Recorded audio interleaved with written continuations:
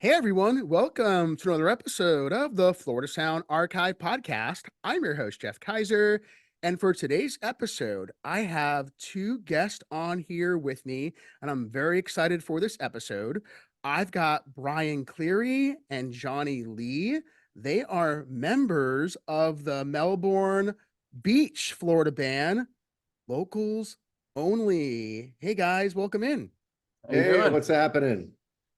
Well, we're here doing this Yeah, we got it. episode, and that's exciting. So, this has been something I've been really anticipating because there's not a lot out there that you can find from locals only.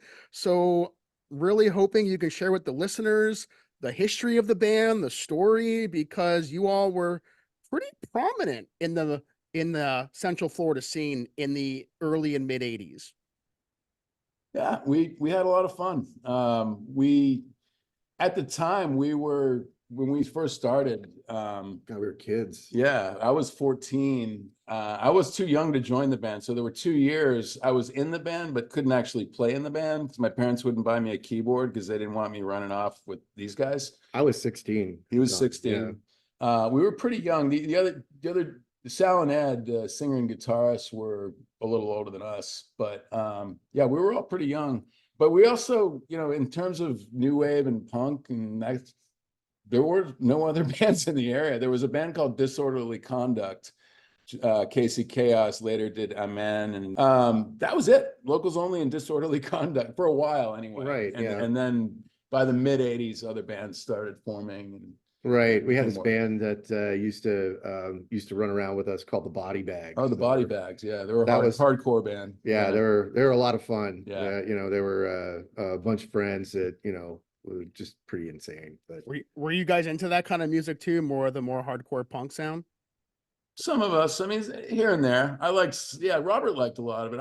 I loved Jerry's Kids. I liked the FUs. Minor Threat, of course. I had my bands I liked, but it's not something I listened to a ton. It was just, I had to really be in the mood, basically. I was more into traditional punk rock, the earlier punk rock, and then post-punk I was really into. That was my jam, if anything. Were you guys friends like growing up, and how did you all meet? yeah. And plus the other members of the band that may not be able to be here today.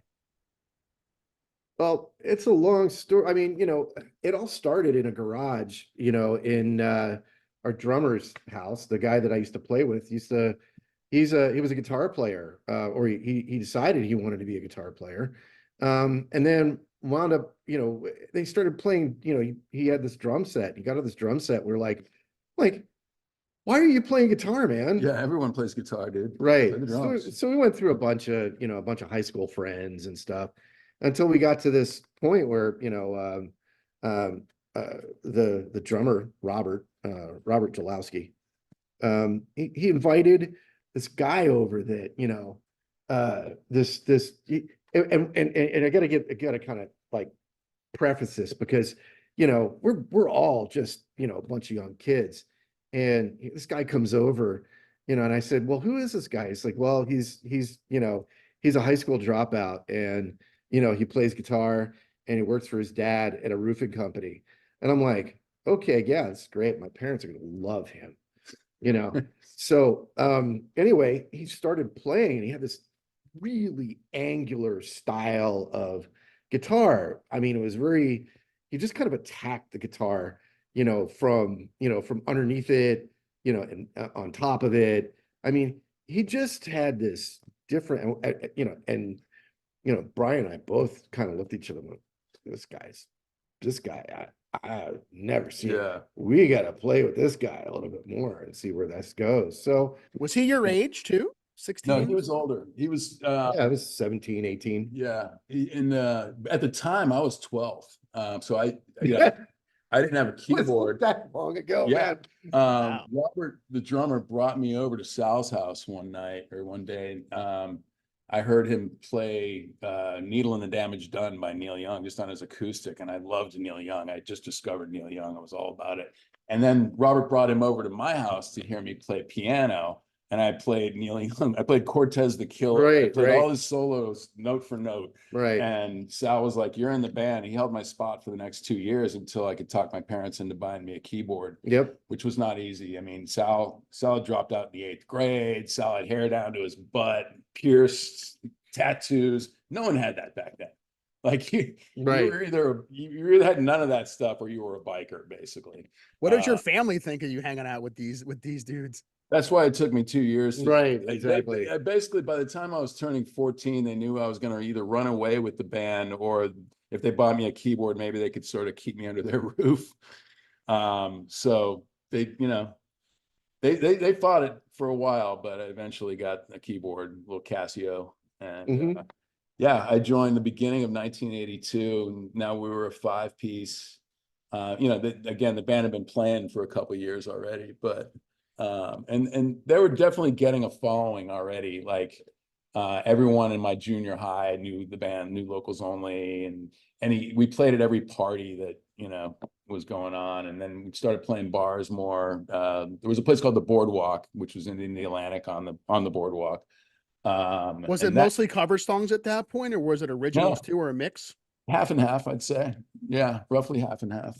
Yeah, let's say so. Yeah, by I mean, then- by that time we had Ed. Yeah, we had Ed singing and writing the songs. He and Sal wrote some stuff. We all wrote our parts and everything, but Ed was the main singer-songwriter. Yeah. So Do you remember the first song that you were a part of that Locals Only wrote? that I was a part of, it might have actually been. I remember Ed brought 2 songs to practice once. One was The Danger Twist, and one was Everybody Dies was the other one. And they just both blew my mind. It was a really fun time. It was real exciting playing back then. And Right. we had actually had a singer before Ed, before I was in the band. We played 1 or 2 gigs with him. Ernie Douglas. He had a real name, but we called him Ernie Douglas. Yeah, Daryl Seach. My was 3 his name. sons. Yeah. Okay. Yeah. He looked like, yeah, he did, he reminded everybody He of. really looked like Ernie Douglas. Yeah. So, but actually I still keep in touch with him. He's, he I don't think he's playing anymore, but anyway, long story short, yeah, he sang and Played sax. played saxophone, but right. it just didn't go in the direction that we were going. that everybody else was going. And so, Ed came along, and next thing I know, again, here we're adding this other incredibly weird personality, right? We got Sal, who plays this angular guitar stuff, right? And then, you got Ed, who is absolutely and totally, he's kind of a surf guitarist. Surf guitarist with this with a lot of these really cool vocal and and lyric ideas. Next thing I know, we're turning these lyric ideas into songs, and he's going, "Hey Johnny, what do you think about how should we arrange this?" So I jumped into trying to figure out how to structure some of these songs. Like, for instance, one of the songs that I got an opportunity to work on was Monster Hole.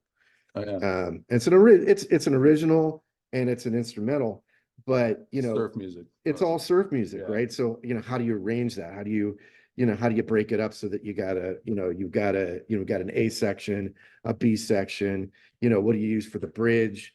How do you pull all this together into something that is interesting, that we can still, that we can put out in front of people? And that was really it, was just trying to create excitement along the way in the song. Yeah. Talk about the influences for a minute, because when I first heard Locals Only, the first 2 bands that came to mind, actually 3 to be honest with you, it was B-52s, Devo, and the Surf Punks. So of course. We actually covered 2 surf punk songs too. Yeah. And then they put an album called Locals Only, their second album. Maybe that's what it was for me. Maybe because that had that album too. Maybe we should have put an album out called Surf Punk. Exactly. Then, that would have been perfect. Everybody would have been happy. Yeah. The influences were all over the map, I'd say. Surf music was obviously a big one. The Ventures, probably Dick Dale, Link Ray, whatever. But then there was a lot of new wave influence, like you nailed it. I mean, Devo, B-52s, Split Ends, The But we also bongos. bongos, we Yeah. covered them. But we covered a Ramones. Well, we covered what we thought was a Ramones song. It was a Heartbreakers song that the Ramones covered, Chinese rock. So we covered a cover. We covered a cover, exactly. Same with Come On Everybody, which was a Sex Pistols song, but it was an Eddie Cochran song way before Right. that. We did that one. We covered the Sex Pistols. Athletico Spiz, we did this song called Not Where's Captain Kirk? It was on that. Did you ever see the movie Erg, A Music War? Yes. It's on that. It's, to me, one of the best songs on the whole album. Yeah, I had the absolutely. cassette back then, and I Nice. played it for the Actually- band. And yeah. Actually, that changed my whole perspective on what I thought music was going to be for this band. It turned it from like the B-52s thing into, dude, that's got some energy. This thing's, this kind of stuff. Oh, we got to go this direction. Right. Right. But I'd say, a lot of the covers we did probably influenced our originals a little bit. But then there was, probably we had songs like Summer Love, semi-romantic surf song, kind of a Beach Boys style, a little more slower romantic style stuff. And then the more new wave stuff. We had a few songs that were more, the song we'll end with is more in the punk vein of things too. But we'd play, it was funny because there was a period of time when we were still we'd play, and by now slam dancing had caught on and hardcore. So all the punks would come to our shows because you didn't have any other bands to see in the air. Right. And they were all slam dancing and everything to our like surf music songs, which is kind of weird. And they'd be yelling like faster, faster. And I remember Ed once, he just gets up on the mic. He's like, "You want fast? Go to a racetrack." And goes into the next song, So we weren't, your run-of-the-mill punk band exactly. We were definitely outside of that, probably more of a surf new wave band, if anything. Right. Talk about the lyrics for a minute, because on some of the songs, one could get the idea that there was some sci-fi influence, and perhaps you all may have been into like that sort of thing, maybe comic books or whatever the case may be. Yeah, plus, you're not that far, right? Kind of in the Space Coast part of the state. So I'm not sure if that had any influence at all on your music. So perhaps you can shed some light on that. Yeah. I think there were a lot of different influences going on. I think a lot of there was this sci-fi influence. There was this comic book influence with Dick Tracy. There was this sci-fi influence with stuff like the Danger Twist. And then there was this heartfelt stuff that Ed was writing when he was just trying to cope with, trying to become a human, because we're 16, 17 years old. But I mean, like, for instance, Summer Love, "Hey girl, what's on your mind? It's in your eyes. I'm not blind. You got something to say to me. Oh Lord, what can it be?" I mean, stuff like that was just, those types of things were, especially, when you're a teenager, those types of things were, your greatest fears, and right. And how to find a way of managing to that, but also bringing in fun, and that party and that jubilation, like, the Danger Twist, I'm pre-imagining, the Lost in Space robot. That was what it was about. That was the dance he did. Right. So we had everyone in the audience doing the Danger Twist, basically. That was like a thing for a while. Right, absolutely. And then there was, like Dick Tracy, where everybody would just go absolutely, bonkers. Yeah. Dick Tracy, he's the man with the plan. He flies around in a cosmic trash can. I mean, Then we had our less romantic songs, like "All You People Think You're So Cool." Hey, that might be so, but sooner or later, probably sooner. Hey, you got to go because everybody dies, and that was the chorus, Right. So that's very punk, That's a very punk. Very, very punk. Yes. And that came from, I think that was Ed took a class at BCC, and the teacher said, and someone in the class, give me an indisputable fact, and his was "everybody dies," and then basically that's where the lyrics came That's from. right. That's where it came from. Talk about the the Brevard County scene at that time? You know, other bands that were more Oh, God. contemporaries, or maybe bands you remember seeing when you were Yeah. up and coming in the scene. Who comes to mind? Well, there was when we started, it was all Southern rock. I mean, there was Southern rock We had and Southern Rock, then there was the Southern Rock Band, then there was the blues band, and then there was like this other band that was playing, covers of, it was like a three-piece playing covers of the latest rock and roll, John Cougar and right, whatever was popular during the day. right. John you Tell know and Tramp. so we came to it, and here's really interesting, the influences as far as that goes, where those influence didn't come from the people that we were that were playing locally. A lot of those influences came from this extended family of friends that we surrounded ourselves with. And Brian could talk a little bit more about that, with like how was it what's his name? I just died. I'm sorry. Oh God. Oh, Craig Buck. No, but Captain Beef. Right. Yeah. So Beef and Yeah. Everyone had a nickname in the scene. There was so many. Our first manager was TJ the DJ. There was Tourist Tom, Retail Rob, Captain Beef. everybody Bill had a Fife. nickname. Yeah. Everyone. Mine was Johnny Rotten. I was Boy Wonder. Right. I mean, Um, you just that's just how it was, right? Yeah. But it was a fun scene. I mean, it was sort of, our scene was the surf scene, surf and skate scene Yeah. mostly. We, people like Mark Lake would always come to our shows. Buddy Lamas showed up at some of our shows. We, pro surfers, skaters, Right. and just locals, basically, the local surf scene. In terms of the local music scene, like I said, when we first started out, there was other rock bands. Like we opened for this band Stranger. We actually we were supposed to open for the Ramones. There was going to be a show at the Tape Deck parking lot, which is right across from Melbourne High. They canceled out, and we wound up opening for Johnny Van Zant instead. Right. But and we did open for the Atlanta Rhythm section. We did. We opened for the Atlanta Rhythm section. Remember them? That was the first time we ever played with some group that was like, we're all like, oh shit, these guys are like professionals. They have like records and shit out, I'm pretty sure they opened up for Skinnerd when Skinnerd played. I think they did. Lake City. I think in the I think that was like one of the most infamous shows, because it was like 2 days before the plane crashed. So, oh wow, that's I right. hope I'm not mistaken on that, but I'm pretty right. sure. I think it was around that time they played, I think, Lake City, Florida. But the Atlantic's Rhythm Band, is that Atlantic Rhythm section? Yeah, they opened that show with, I think, one other band with Skinner. You're right.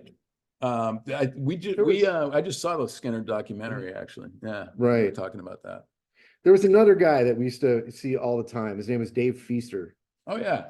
He was just Snooks. a monster. Yeah, the Snooks. He was a monster guitar player. Yeah. I mean, absolutely but he didn't play, I mean, this had nothing to do with punk or new wave or anything that we were blues and Southern rock. But then later, by like I'd say 83, 84, 85, bands started popping up. There was this guy Greg Reinell had a band called Screaming Iguanas of Love. Yeah, he was great. They were a lot of fun. There was the Scooby Doos, Gary Gnu. There was a band called Red Scare. They were sort of like an REM band. Whereas Screaming Iguanas were more of like a power pop, but modernized power pop. Really cool. Talk about that band we opened for. Was it the Sleep of Reason? Oh, so yeah, he just did an interview with the singer Oscar Herrera. That was funny. I was tuning in and I was like, whoa. So we played with Sleep of Reason a couple times at the FIT Rathskeller. And they also opened for them at Brassy's when they were doing an album. Oh, that's right.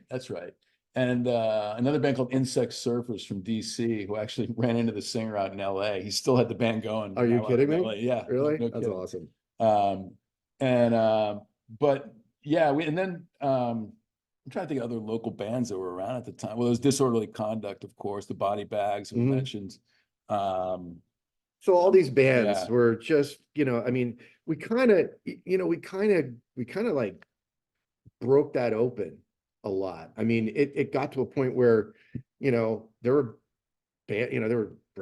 bars that were hiring these guys now, and parties where people were playing these parties now. Right. And, a lot of that stuff I don't remember it being true before, we were doing any of that. Right. Am I right? No, the scene was kind of, there was more and more of a scene. WFIT was becoming more and more popular. So Absolutely. alternative music in general was just blowing up in the air. It got to a point whereby I'd say 85, 86, if you walk down the beach, everyone had WFIT cranked on their boom boxes or whatnot. And we were on WFIT. We were, I think, in the playlist for a while. We recorded an album, but we never released it. WFIT was the only station that ever had it, actually. Do you remember what DJ or DJs at WFIT were kind of pushing locals only, or maybe just local music in general at that time? Oh yeah, God, there was John Hammerlin, the music director, big time. There was Tommy Khalil, who played a lot of local stuff. Right. I mean, really, a lot of them. Andy Hughes, Yogi came along later. He wasn't doing radio yet. Ron Quinn, he went by Ron Anthony. Lou Daniels, John Pernick, who was the GM, he was a big fan. We had a lot of people who loved us until we'd play a show for them and like trash their place or something. Right. Yeah, there was always that. There was we had a there were always two shows. There were always two shows going on. Right. There was this is a bit of a tangent, but we played in Miami in 1981 at Bowder Fashion College, which was like 900 girls studying to be models or fashion designers, and us. And we got banned from the campus pretty much right away after that show. But then they moved the campus from Miami to Fort Lauderdale. So the same girls had us back again because they didn't know in Lauderdale that we were banned from there. So, yeah. Why were you banned? I don't remember. God, do you? It might have had something to do with Ed and Sal sleeping in the in the big bass cabinets that we brought. We had our own PA that we built. It was huge. Yeah, you could fit a human in there. You could put it. Yeah, they basically set up like pillows and whatnot because really none of the girls wanted to have anything to do with them at the time because Sal had a mohawk. Oh, right. And Ed was, busy running around being too cool for school. So it was definitely an interesting time. Yeah. Was that the first time you were in Miami playing a show, or did you go down south, maybe Fort Lauderdale or Palm Beach? That was the only time. The only times we ever played in Fort Lauderdale or Miami were at Bowder Fashion College. How did that show come about? Like, who brought you down there? Nina Teviani. Yeah, it was Nina. How did we know? I think she had family in Melbourne. Yeah, and wound up at one of our shows and asked us to play in Miami at her college. Basically, she was like the sorority leader or something or whatever. But so that I think that's how that came about. Well, and she knew Sal really well, and that's really well. Yeah. So. Yeah, that's how that came about. Outside of that, we played in Ormond Beach once, a place called the Beach Club. We played in Orlando a few times. We used to play at a place called Decades. And then Brazil's we played once. Outside of that, I don't remember playing outside of Brevard County. No, we played, I mean, that, the Orlando stuff was all surrounding the college there in Winter Park. Which is Rollins, Rollins, which escapes my mind. But I walked in there and said, "You guys need a band," and there was, this poor woman who was pining over her lost lover, singing to the jukebox to I never want to dance again. Right, George Michael. I never want to dance again, and I said, this bar needs a band because this isn't going to work. Right. So we played there and that was great. They had us back again. Yeah, basically if we didn't trash the place, they'd have us back, or if but then there was like the FIT Rat. We got banned from there because one night we played there and a riot broke out towards the end of the set. The place was just capacitated the place basically, and it was like surfers and FIT students, and it just clashed. It did not kind of blew up. I'll never forget. We're playing the song "Physical" by Adam and the Ants.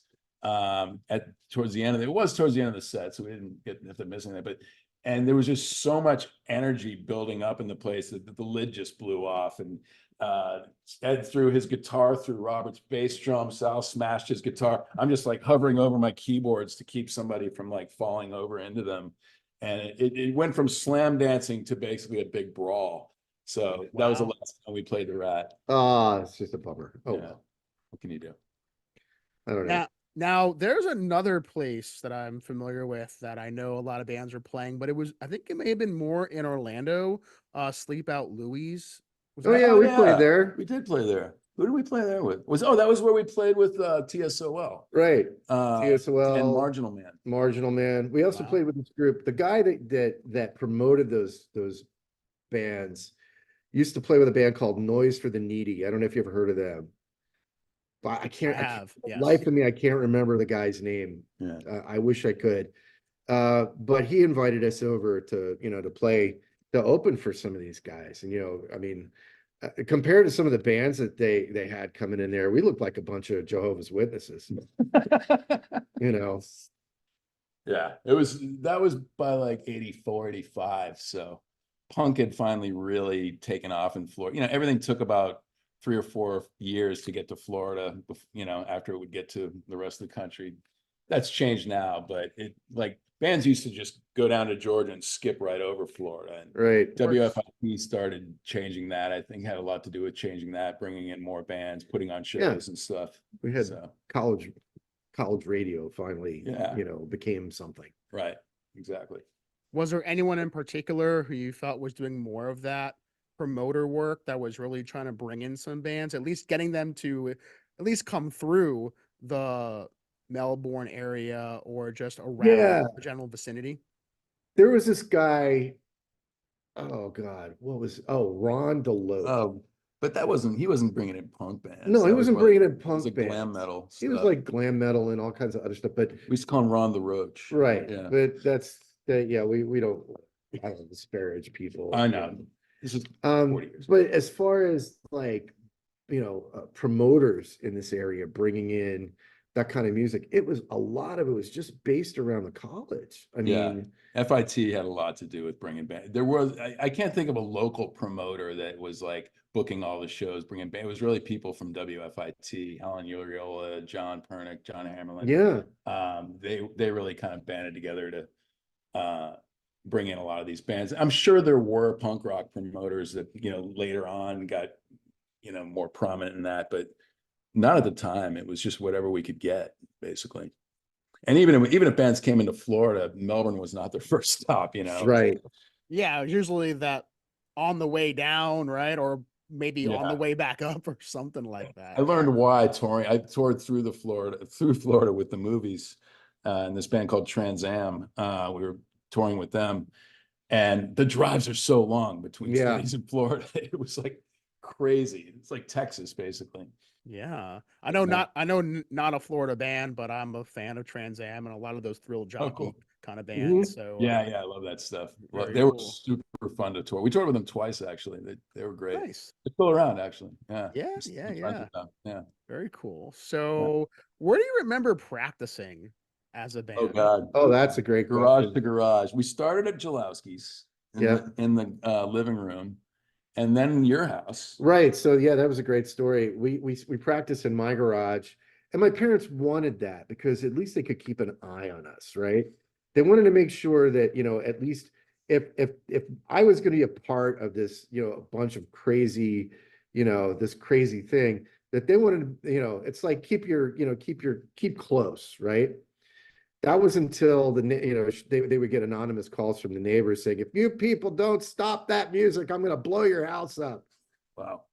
Yeah. So then we had to kind of figure out something else. I mean, Right. practice. Oh, then we practiced remember in Georgia, it was Spectrum Surf. So Yep. the punk new wave scene in Melbourne at the time was kind of locals only Spectrum Surf shop. And we all hung out together, Yeah. together. Then we played at Spectrum a lot, actually, out in either the parking lot or on this platform between the two buildings. It was like probably not safe at all. Probably the most dangerous thing that we've ever done. Yeah. Yeah. But where was I going with that? We were going with where we practiced. Was Oh, either right, over at- George's. Yeah, Yeah, we George's. practiced in this tiny apartment. You could barely fit 5 people in the apartment, never mind all our gear. And then we practiced back at, where did we practice after that? God, I don't remember. Oh, wherever Sal was living, basically. Right, wherever Sal was living. At one point, Sal was living in this house on the ocean, I wasn't old enough to drive at the time. I said, my dad, I said, I got to go to practice tonight, and it's down down in Sebastian Inlet area. I'm like, and at the time, Sal is like, Sal's living with, all these other guys, right?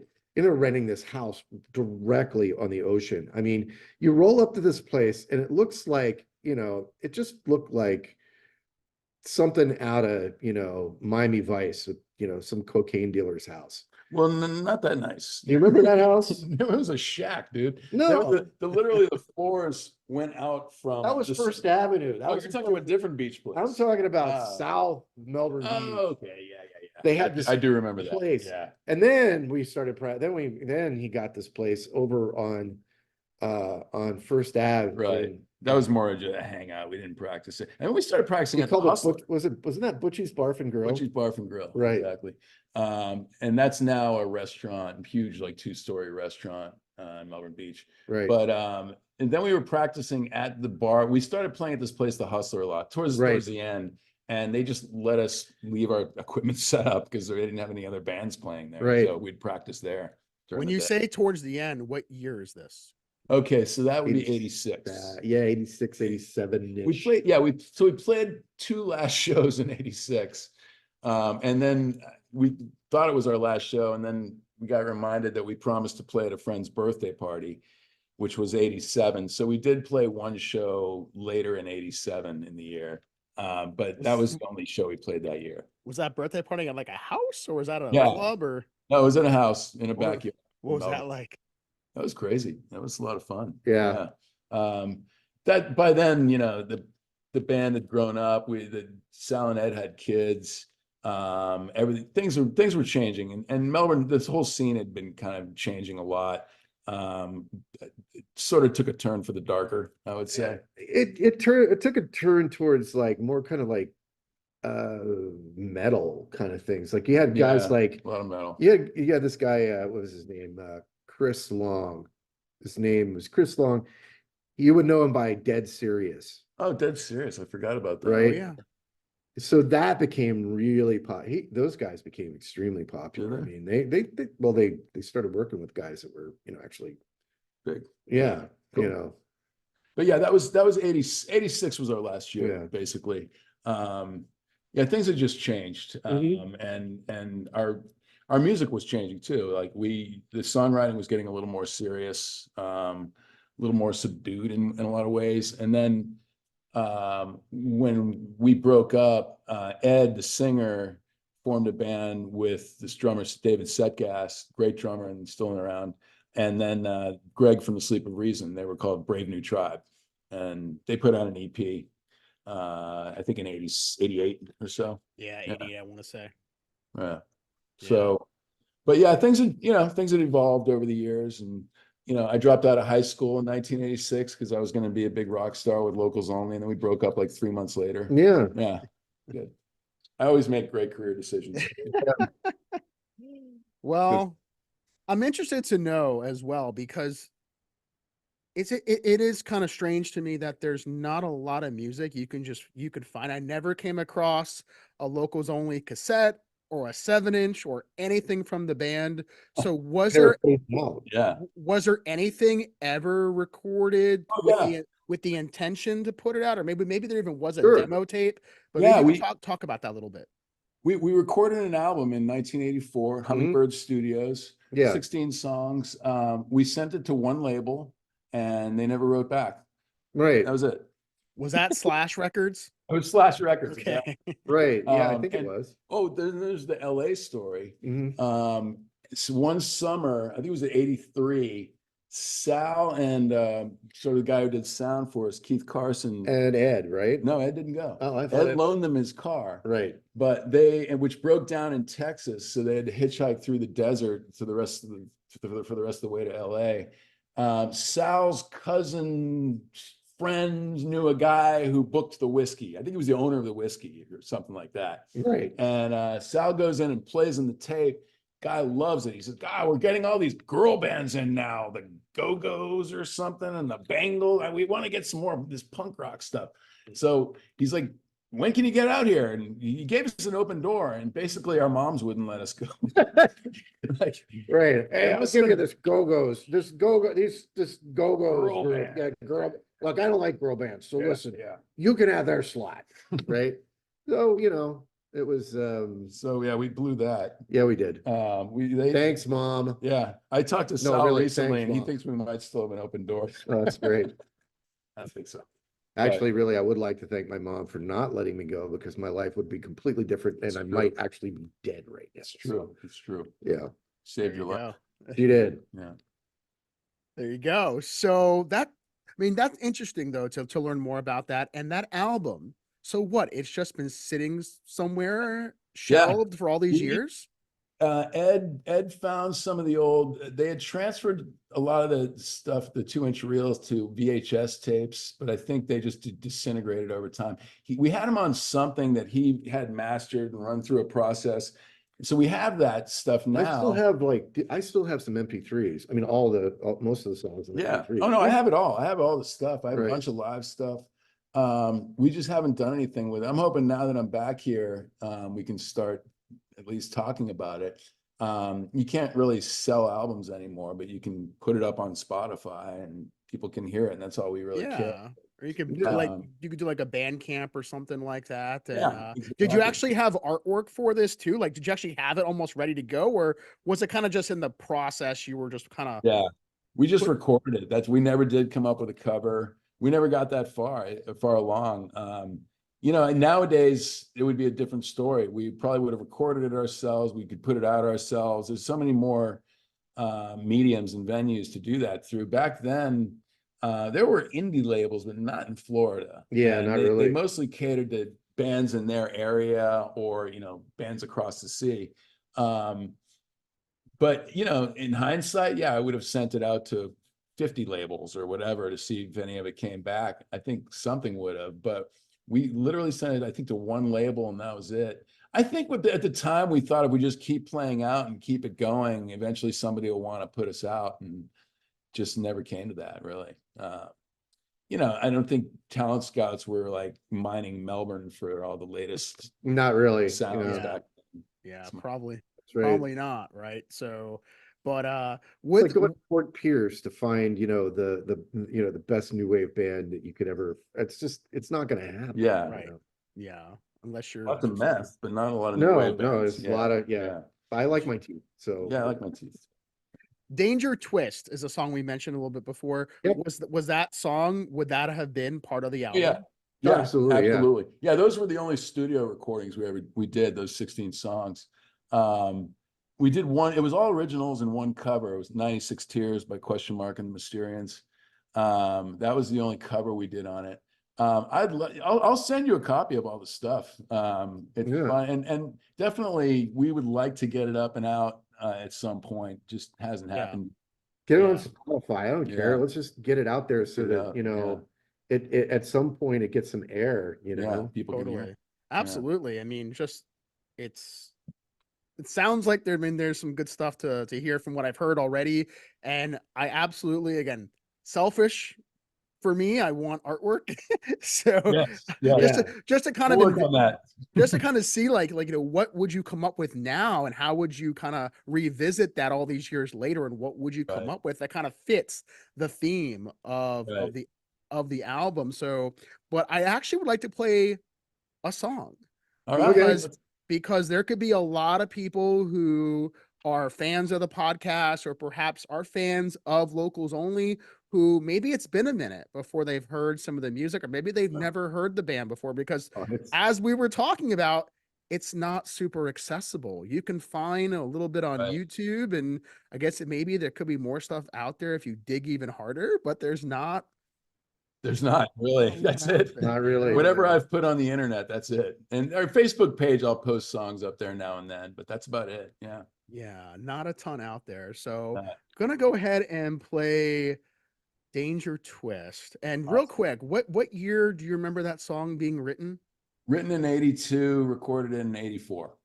Okay. Yeah, definitely. So we're going back a bit, and we're gonna check out this song Couple and years. Yeah. yeah, just a couple of years. That's all. That's all we're going No. back. So let's check out Danger Twist from Locals Only.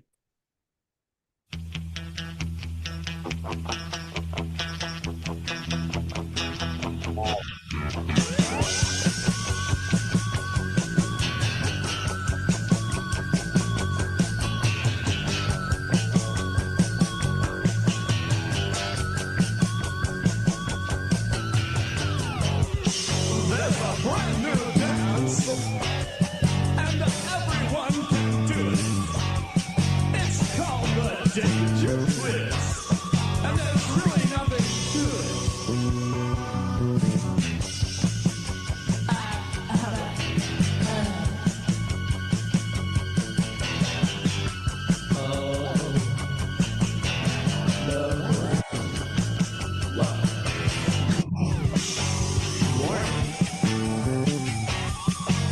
Danger.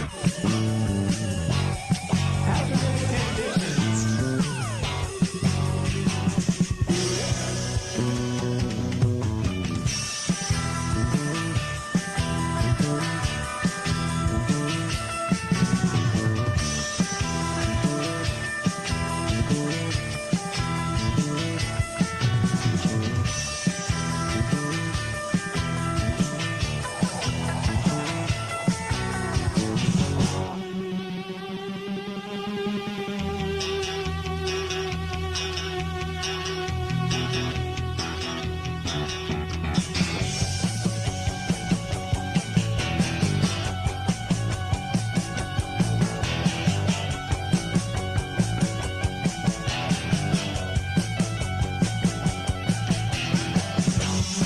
If you're ever in a sticky situation and you really need a hand, just do the Danger Twist.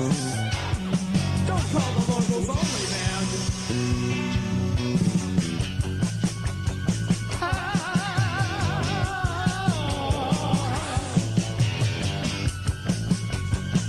Have it.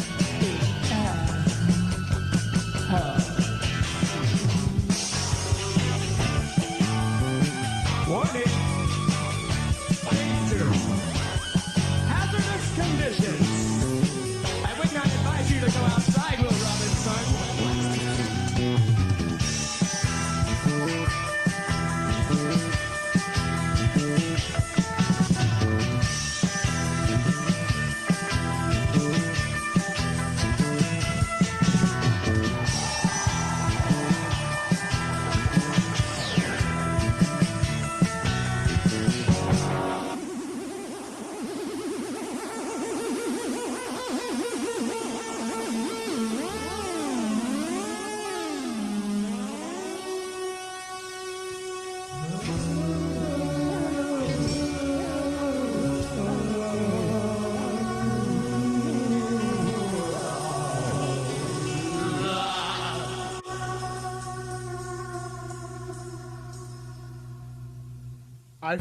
I find it very ironic that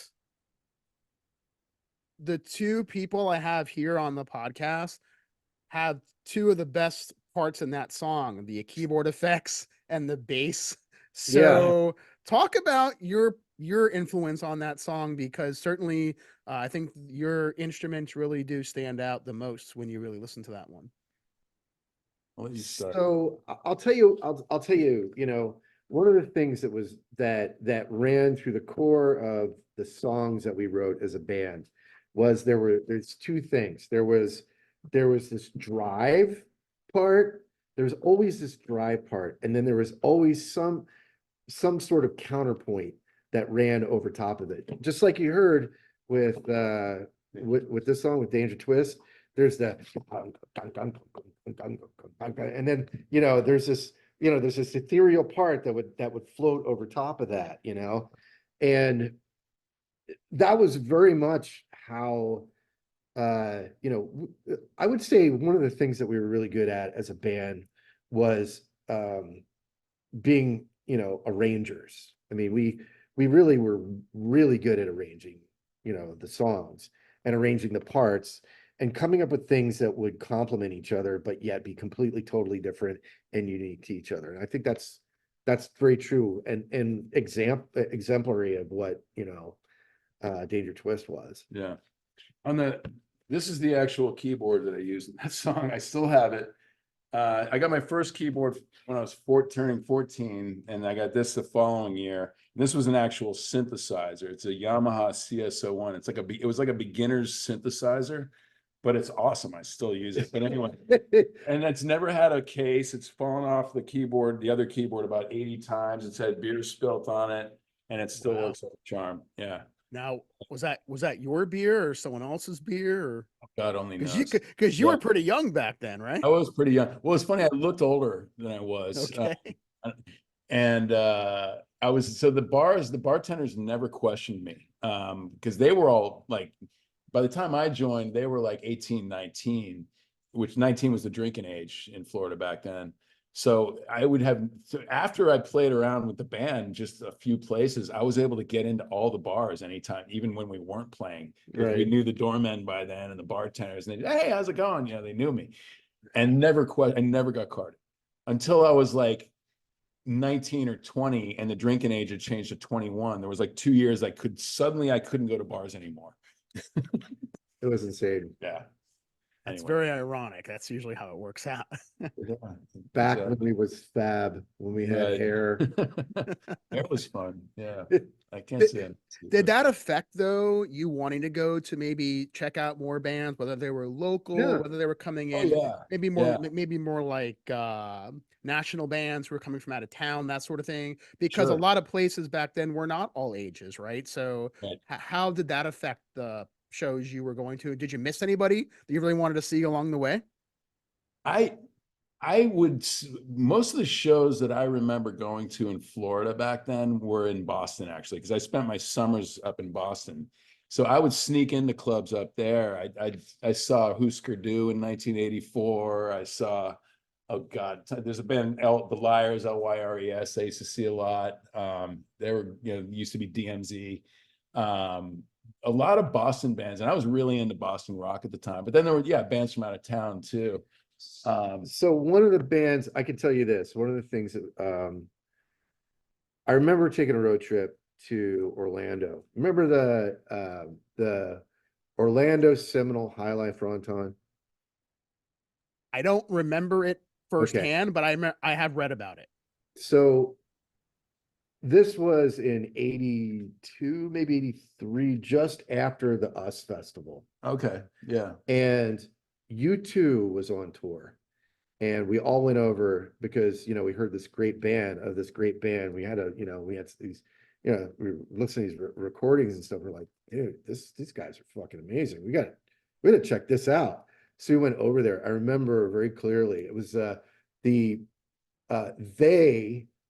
if I'm not mistaken, I think they opened for Flock of Seagulls.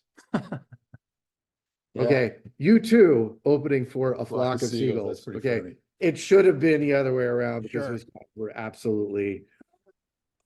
I thought they were great. Yeah. I really did. Although I don't know if Flock of Seagulls just maybe had a bigger hit at the time or whatever It's the exactly. case was. Yeah, Yeah. U2 hadn't even put out War yet, I don't think. Or No, maybe they had just put out War, which is kind of their breakout album. Right. But the band, they all went to see, a lot of them went to see Devo, I remember. Yeah, B-52s and the Bongos. Yep. But there just wasn't a lot of bands like that were not coming to They were, Florida for the most they part. were really traveling here. That's why I had to go to Boston to see them. And then I did a radio show on WFIT. I started doing when I was 15, so that was 83. So that's how I was turned on to a lot of bands that way, but I was playing, promoting stuff, but also going up to Boston and taping the college radio stations up there. That's where I was discovering a lot of this more obscure stuff that we got into. Brian Eno. Right.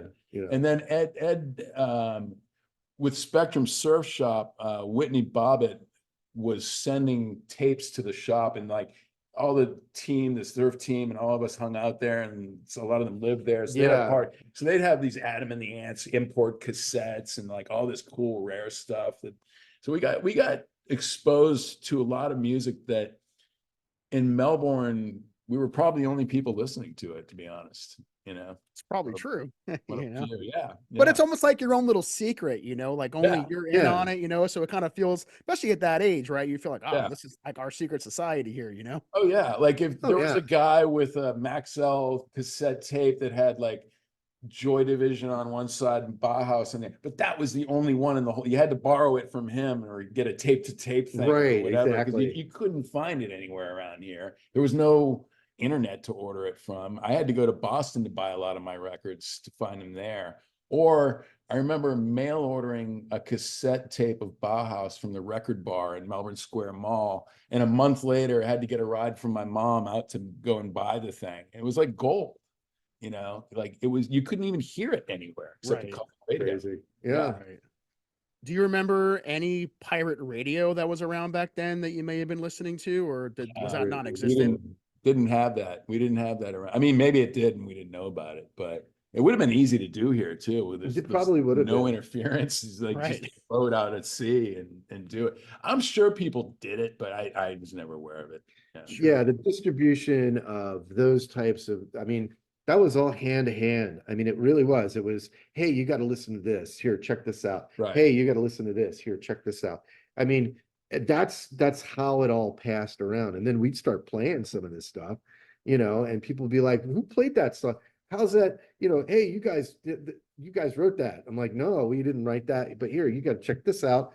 And next thing I know, a lot of that's how a lot of the music kind of got disseminated was, through our, basically through our, our Coke and a Telegraph. Sure. Right. Now, another way the word gets spread, and you saw the picture when Danger Twist was playing, was through zines, right? Those publications Yeah. that were helping Yeah, to spread the yeah. word. So what we saw was the Funk Pop and Roll zine. Was that a local zine from the Yeah. Central Florida area? And perhaps maybe talk about that and what other zines you think were around back then that may have also helped to spread the word for some bands in the area. Yeah, that was it.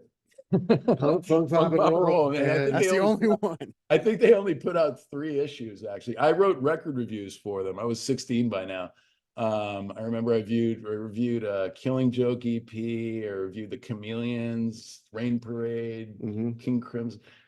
We But we didn't have Brevard there Live. was no, or there anything was like that. no zines. There were no, and we were mentioned in Surfer magazine or Surfing or Surfer at the very end of the thing. They called us the Surfing Symphony. And then Florida Today or whatever. it Oh, in was Florida called. Today we were Right. in, yeah, but there were no punk zines or anything because there was no scene.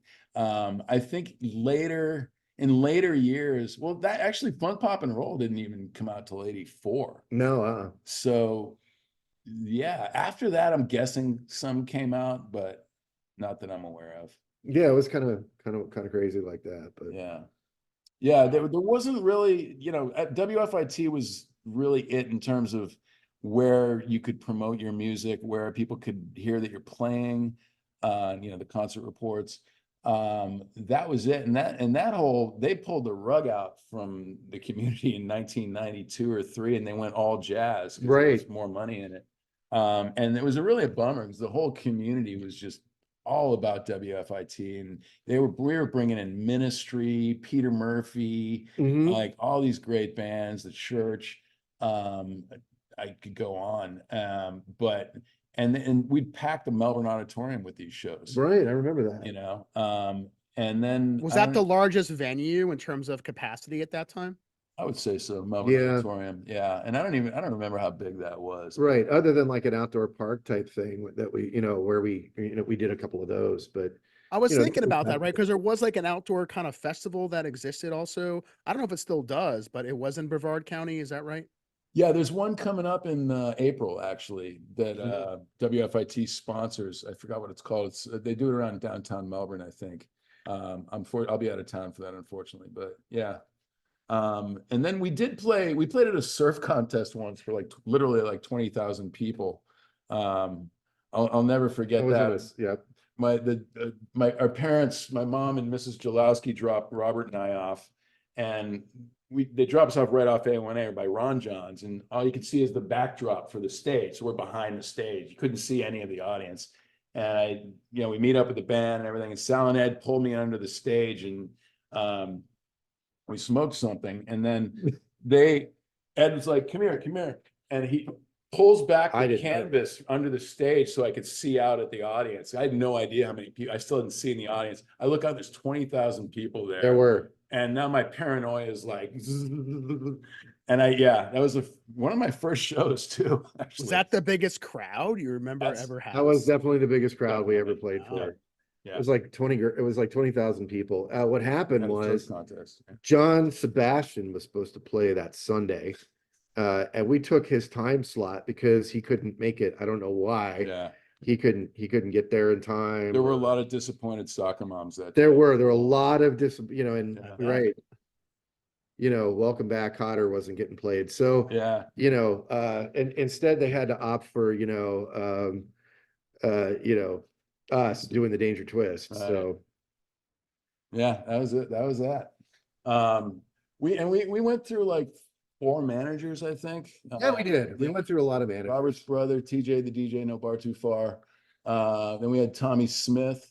Right. Papa Papa Smurf. Smurf. Oh, George Jones, not the country singer. Not the country singer. He was before Tommy. Right. And then Scotty Hewitt. He had a Right. band called the Tin Can Got Jets a later. lot. Yeah. Right. Remember the What Tin was Can- the role of the person who was the manager? Like, what was their primary focus to Oh, kind we of? He can't was talk, we can't to- talk about that. His job was to manage the turmoil that surrounds the band. Yeah, that was a term that became a. That's right. The turmoil that surrounds the band. Because there was a lot of it. There was a lot of it. Oh, God. But it's funny. I was spoiled. Like we had everyone set up our gear for us, carried our gear for us, did sound. We just had to show up and play for the most towards the last 5-6 years. That never happened again. I played in a lot of bands after that, and that never happened. No, again. no, it was Like It's that doesn't pretty happen crazy until shit. you're pretty big now. But it was a blast. We had a blast. I mean, Melbourne was a fun town at Yeah. the time. like I was saying before, I thought that all these other bands, this was happening to all these other bands, right? So I just kind of took it as normal. Right. Once I realized that what we were doing was completely different, and that there weren't 1,000 screaming high school girls coming to see Mint Condition at the Purple Porpoise. It dawned on me that we had something, that there was something special going on. We have some weird bar names around here. I don't know if Right. the Purple Porpoise, Squid Lips, the Thirsty Turtle. It always involves an animal. Yeah. Right. I Some mean, sort of plus you're animal. also by the beach. They're very oceanic names. Very suited for Exactly. Florida too, so Exactly. makes sense. Right. Definitely makes Good work. sense. Yeah. So I know on YouTube there are some videos of later gigs. So there had Oh, to we have did been a yes. there had to have been a reunion at Yeah, some we did point. 2 of those. Yeah, we did. Was that 2000 with all the original members or Yeah. Yes. Yeah, 2009 and 2012. And it was great because when we first got together to practice for the first one, we hadn't been in the same room together for 34 years, I think. It was like 30 something like years or that. something Yeah, like- 30 years. And we were in the Jalowski's living room, exactly like the first place we ever formed and practiced. Absolutely. So it was really cool. And yeah, we had a blast. We played at this place. It used to be the Hustler, now it's called Bar Ruse. It's 2000 no longer there. by no the way. longer there, yeah. No longer there. 2009 and 2012. And those were a lot of fun. I don't foresee that happening again, but whose idea was that to kind of reform for those reunions? That was Ed's idea. I don't know. Yeah, Wasn't we it? had just, I think Kinda we all had came started a MySpace page, which was the first time in 20, 30 years that people were from our scene and from that scene were kind of brought together and communicating. Right. And then it was a matter of time. Yeah. Ed put it together and Remember, there's no Facebook, right? There was no it Facebook. was MySpace though. Well, There there was was MySpace. back when we were doing all this stuff, everything was through word of mouth and, by the telephone and, I mean, people, there was no social media. There was no, oh my God, they're playing. And, I'm just looking at my phone. It just didn't work that way. Yeah. Yeah.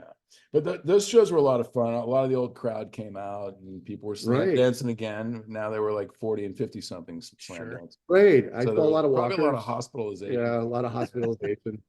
Because so much had changed, right? You mentioned about now social media was your way to get the word out, right? So how did you get the word out to let people know, hey, we're playing a reunion show, 30 plus years later? Like, how did you get the word out to let your fans know you were playing a again? copier and a copier and tape, and we taped up flyers at every high school in the No, he's county. talking about for the reunion. Oh, for the reunion? Yeah, Okay. MySpace. Right.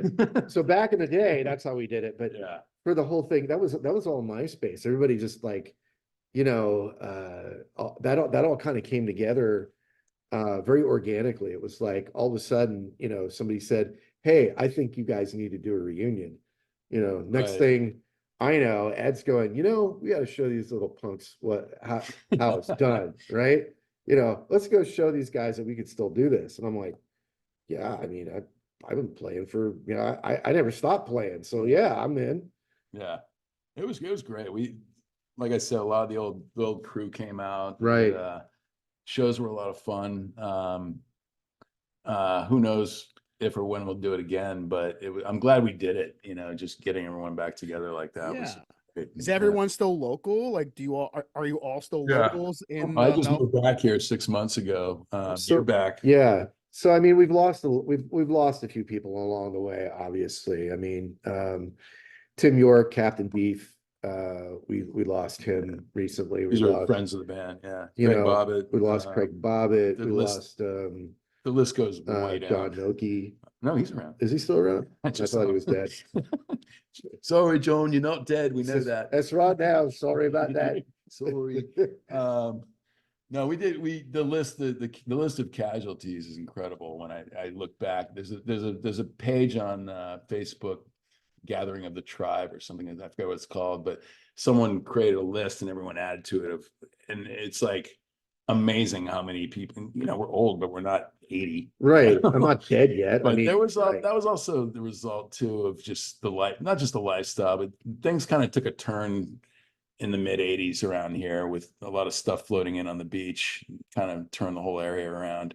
Not necessarily for the better. No, I would say no. But a lot of them are still around and still kicking it, and it's still a fun place to live. Thank God. When you think of the legacy of Locals Only, how do you view it? And perhaps for those that aren't here, do you feel like they would share a similar idea on what the legacy of Locals Only is? Fun.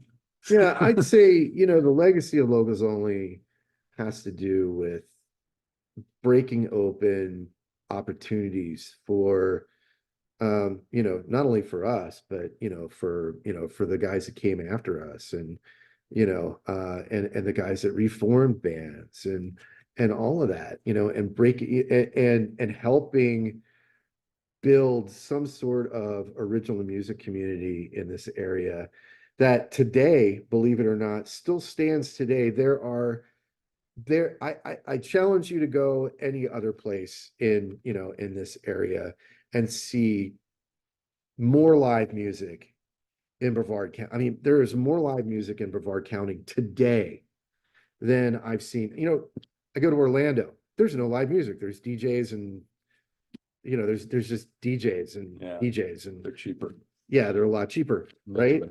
But you go anywhere where you think there should be lots of entertainment, and there isn't. Yeah, there is.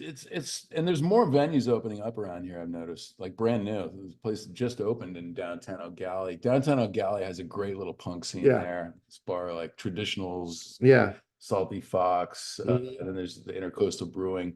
But I could see that coming back. I've noticed it almost seems like between 1990 and current, when alternative music just kind of got the rug pulled out from this area, the tastes kind of went more metal, more like mainstream metal, butt rock, that kind of thing. But the sort of indie rock scene kind of bypassed this area because there was no WFIT. There was nowhere to hear it anymore.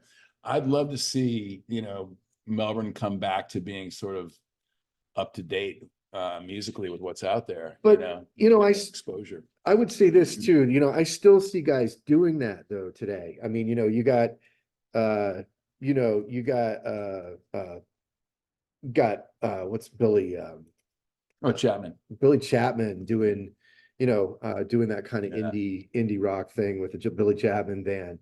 There's Andrew Walker, who's just, Andrew Walker is an amazing guy. He's involved in, in youth music programs and bringing, musical, musical education alive. Right. While he's still, the other thing that's interesting is that, he surrounds all that with this island reggae kind of flavor thing. And, I think there's a great community of artists here that still, are doing some interesting things today. And they may not be punk and they may not be new wave and they may not be those types of music, but they're really eclectic and they really, they're what's happening now. Yeah, I think there's a lot of artists around here, and really talented artists. I think there's just a lack of outlets. There's not that many outlets for it. There are some.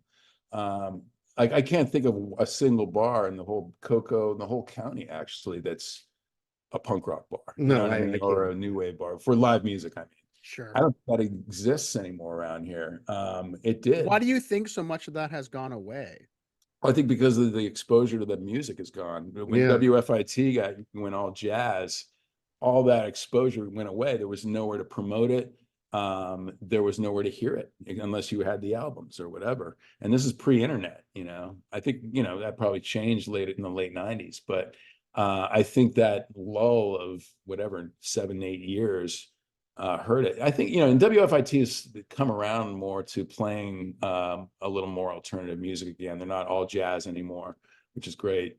So, it's the area is sort of coming around to that, but I don't see a lot of outlets for it. There's a place, the Iron Oak Post, that has some punk bands now and then, Yeah. but it's maybe once or twice a month. I was a little spoiled out in LA where, you had 5 bands playing per club per night. It was almost too much to choose from, right? Sure. Saturated. Yeah. And really hard to get noticed. But yeah, I'd love to see that turning around here. And I think like I said, there's new venues opening up now. So some that haven't even opened yet that are in the works. So, And just with that in mind, if and when, it sounds like it's definitely a possibility that you're going to have the unreleased music from Locals Only perhaps available at some point in the future. Would there be any possibilities of Locals Only perhaps playing some shows as a result of those songs finally coming Yeah. out in that album format? And perhaps where would you want to play if you had the choice? it's a good question. I honestly, it's so hard to say right now. The various band members are in various states of existence, and which I won't get into, but we would love to. I know, I'm sure all of us would love to some extent. There's a lot of stuff to work out before that can happen, which I'd Mhm. love to see it happen. I'd love to do a third reunion, especially if we do put out the album or even just some of the songs.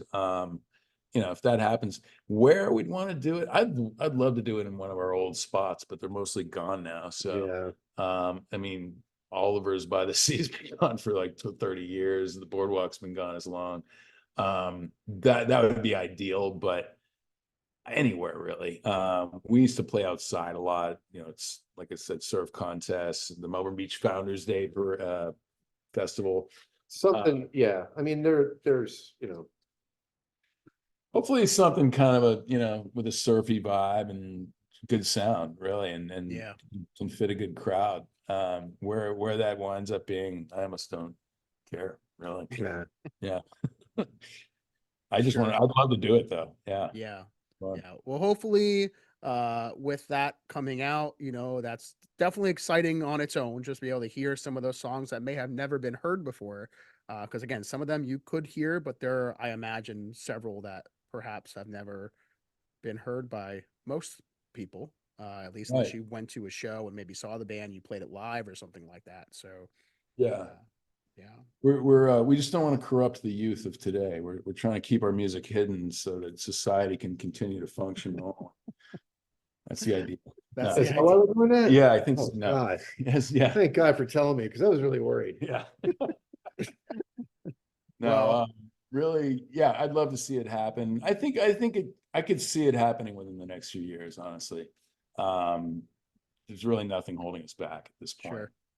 Well, So, that's exciting and certainly look forward to that. And certainly nice to have the songs that we do. And it's just been fantastic getting a chance to have you both on to tell the story of Locals Only. thanks for having us. It's been great. Yeah, it's been great Yeah. having you on. So, as we start to get ready to close things out, I know you've shared quite a bit, but I want to kind of give you the last word. Any final thoughts you want to share to supporters of the band, friends, that sort of thing? I'm going to turn it over to you to kind of take us home.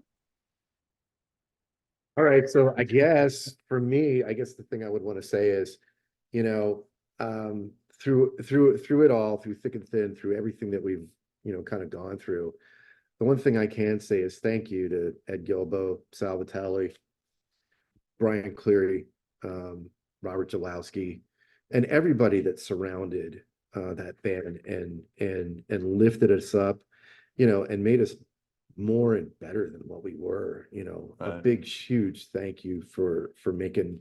I mean, you created amazing, an amazing childhood and young adulthood for me. Yeah. I would be I don't know who I'd be without that. I'd echo Johnny's words verbatim there. And yeah, just it was a lot of fun. We were like brothers, Mhm. kind of growing up together or not growing up together.